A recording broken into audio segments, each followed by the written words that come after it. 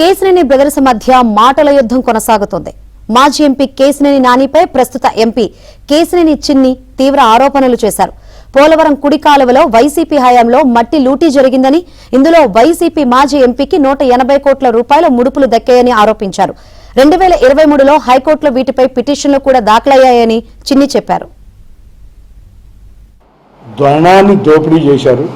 ఎన్జిటిలో case ఉంది, హైకోర్టులో case ఉంది. ఆ రోజు ఎంపీ కింద పనిచేసిన వ్యక్తికి కోవర్ట్ కింద పనిచేయడానికి పోలవరం మట్టి నుంచి మట్టి తిన్నందుకు 182 కోట్లు ఆయన అక్రమంగా ఆయనకు వెళ్ళినాయి. ఇక్కడ జిల్లా అధ్యక్షుడిగా పనిచేసే వ్యక్తికి 250 కోట్లు వెళ్ళినాయి. అసలు నేను ఇంకోటి అడుగుతా, జిల్లా అధ్యక్షుడిని, ఇదివరకు మీ అందరికీ తెలుసు, గుణదల దగ్గర ఒక రబీష్ కొండ ఉండేది. పాత వాళ్ళు అయితే చాలామందికి తెలుసు. మరి 2019 నుంచి 24కి ఆ రబీష్ కొండ మొత్తం ఎక్కడ కనపట్ల. అది ఏమైపోయిందో గూగుల్ డే కూడా తీస్తే ఇక్కడ బయటకు వస్తాయి. వీళ్ళ తండ్రి ఇంకో మంచి పేరు పెట్టాడు, ఎరావల్ డిపార్చర్స్. అంతేకాకుండా అందుకున్నది దోచుకుంటాం. అవినాష్ దేవుని ఏంటంటే అందుకుంటాం దోచుకుంటాం, నీ పేరు అది మంచి పేరు పెట్టాడు. పోలవరం ప్రాజెక్టు పూర్తి చేసి రైతులకు సాగునీరు అందించాలనేది సీఎం చంద్రబాబు ఆశయమైతే, పోలవరం ప్రాజెక్టులో మట్టిని ఎలా దోచుకోవాలో, నిర్మాణాన్ని పూర్తి చేయకూడదనేది జగన్ ఆలోచన అంటూ కేసినేని చిన్ని ఆరోపించారు. ఒక పోలవరంని త్వరగా పూర్తి చేసి రైతుల కళ్ళల్లో ఆనందం చూడాలనుకుని నారా చంద్రబాబు నాయుడు గారు ఎప్పుడూ కూడా కోరుకుంటారు.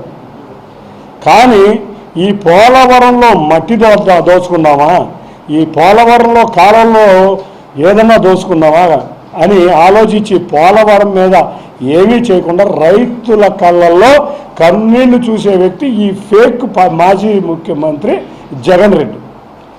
ఈ జగన్ రెడ్డి తమ సాక్షి పేపర్లో ఇటువంటి అసత్య ప్రచారం.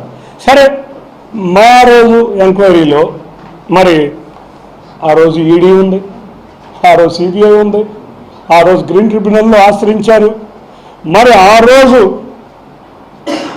ఇక్కడ ఇంకొక ఫేక్ మాజీ ఎంపీ ఆయన ఏం చేస్తాడు? ఈ ఫేక్ మాజీ ఎంపీ సోషల్ మీడియా వేదికగా ఒక ఫేక్ కథనం సృష్టిస్తాడు.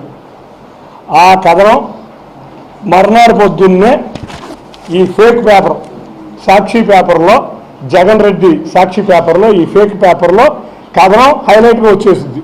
ఫోటోలు డూపు, అన్నీ డూపే. ఒక పోలవరంని త్వరగా పూర్తి చేసి రైతుల కళ్ళల్లో ఆనందం చూడాలనుకుని నారా చంద్రబాబు నాయుడు గారు ఎప్పుడూ కూడా కోరుకుంటారు.